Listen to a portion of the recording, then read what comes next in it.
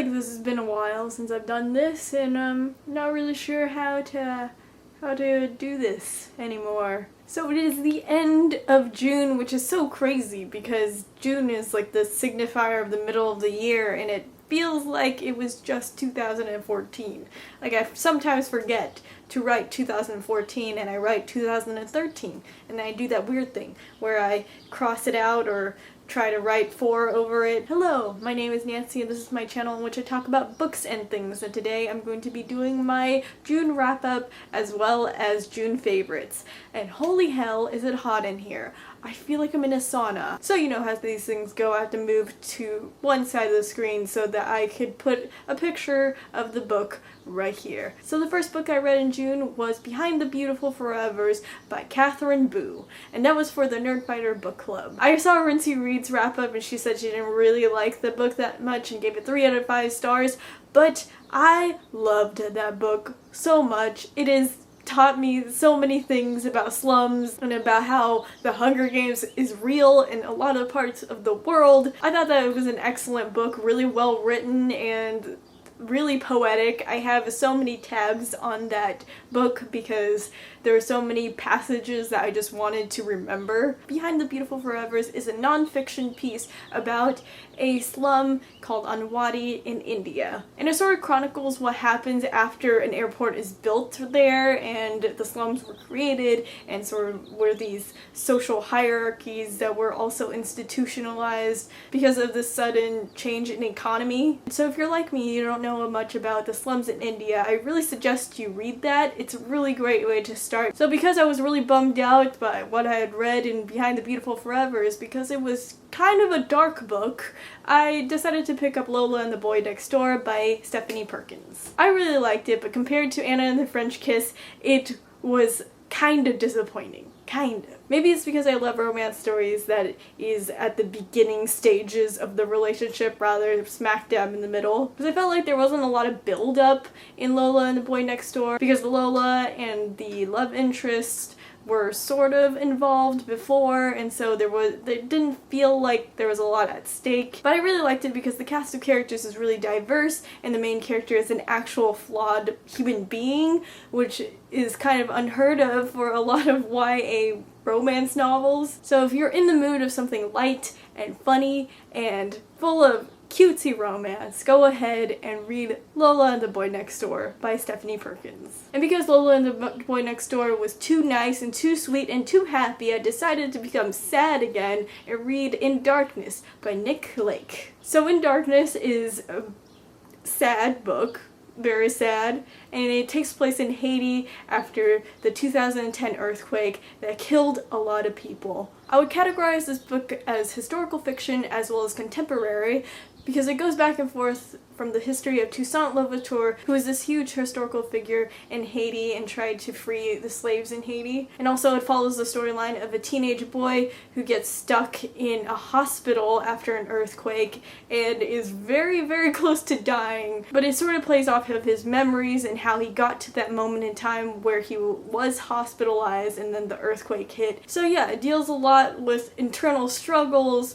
with government not doing enough for the people and the people having to take whatever the government was supposed to do into their own hands. There was a lot of politics in it as well as there was history, but it cannot be denied that there was this huge human part of the novel that just made you sympathize so hard for even some of the worst characters. This book has won the Michael L. Prince Award, I think last year, because this year they're doing another round of it, I think. Now those are all the books that I read for June because I was extremely busy in June.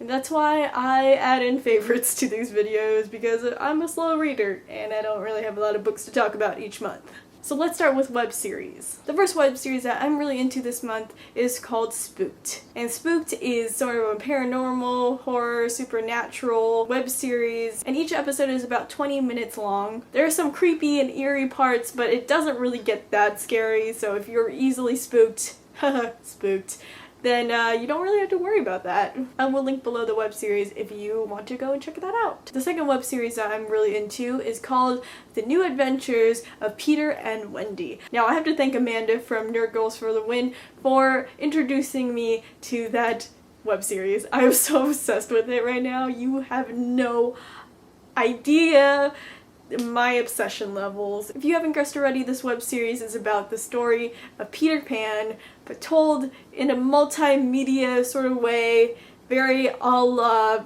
Lizzie Bennet Diaries. Need I say more? Go check it out. I did have a slight problem with Lizzie Bennet Diaries in that the scenes looked really contrived, and you're like, what are the chances they just keep walking in at the exact moment that Lizzie Bennet is just filming? Like, what are the chances? But in Peter and Wendy, it was so perfectly done. So well done. You just have to watch it and then we'll talk about it. Now, if you didn't know from my history and the likes that I like on YouTube, I am completely and utterly obsessed with button poetry. So if you didn't know, button poetry is a YouTube channel dedicated to slam poets. If you don't know very much about spoken word, I definitely think you should check out button poetry. It is a really great place to start. So I wanted to give you some of my favorite poems that I have listened to and watched throughout the month of June.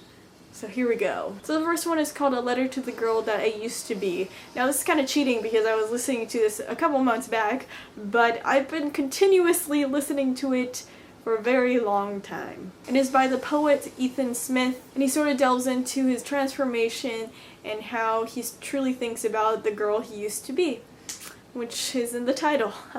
Anyways, this poem might make you cry. It is very emotional and just beautiful, so go ahead and listen to that. It will be some of the best few minutes that you'll ever spend in your life. Now this one almost really made me cry, and it's called For Cedric by Suzi Q. Smith. Now just go watch it. That's all I'm gonna say. Just go watch it. I'm not gonna tell you what it's about because damn.